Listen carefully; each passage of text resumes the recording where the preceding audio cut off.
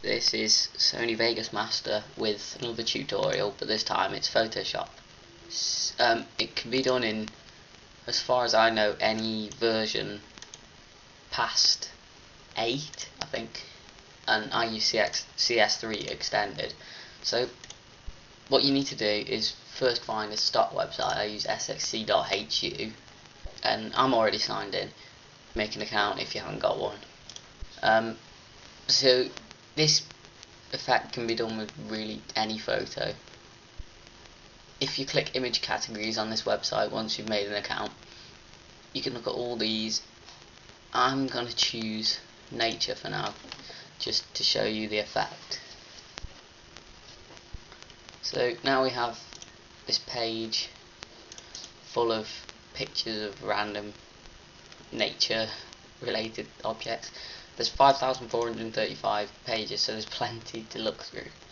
So let's just take this photo just as an example, because it's got lots of bright colours: the yellow, the red, the white, and the oranges. So if you copy image, once you've selected that photo, it will take you to this. You just click on the picture and it will take you to a massive version of it. So once that's done, now it's imported into Photoshop. So you click New, File, and New. Okay, it'll automatically set the dimensions for you of the actual picture you've downloaded. So now we have my picture. You can zoom in if you want, and so that's my photo, it's a butterfly on some flowers. The first thing you want to do is edit the channels palette. So in this bottom right hand corner, you'll see layers, channels, paths, and actions. You want to click the channels button, and then as you can see, there's the red, green, blue, which is all the colours on the picture. Then there's the red channel, green channel, blue channel.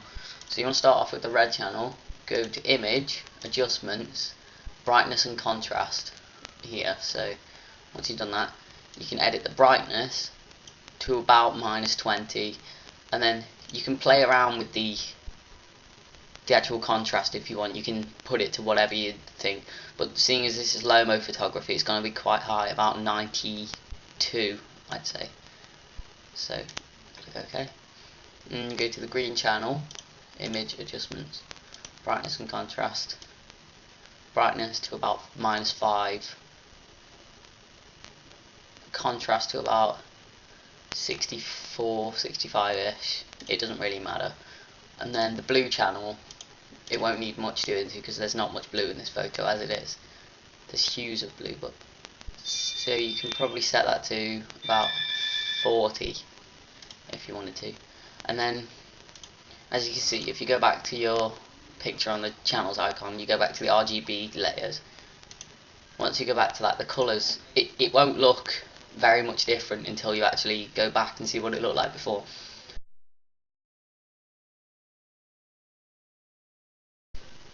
There's like lots of dull bits, and it's not dull, but if you compare it to the result after, it looks kind of frosty.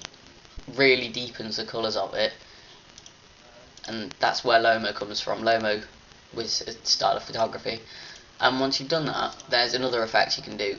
So you go to Filter, and you'll go to Distort and Lens Correction. So once that's open, you'll see this window that comes up. You want to go to the vignette one, and then change the amount to darken by about, depending on the photo, you'd want it about 60 plus probably, and then the midpoint is just where the center of it is, so the vignette revolves around that, which is pretty much accurate on this one anyway.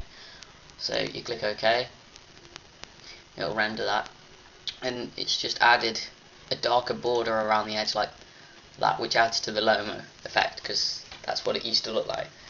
And that's pretty much it. And you can mess around with these channels if you need to anymore, and if you're not happy with the result, because LOMO is quite contrasting and bright.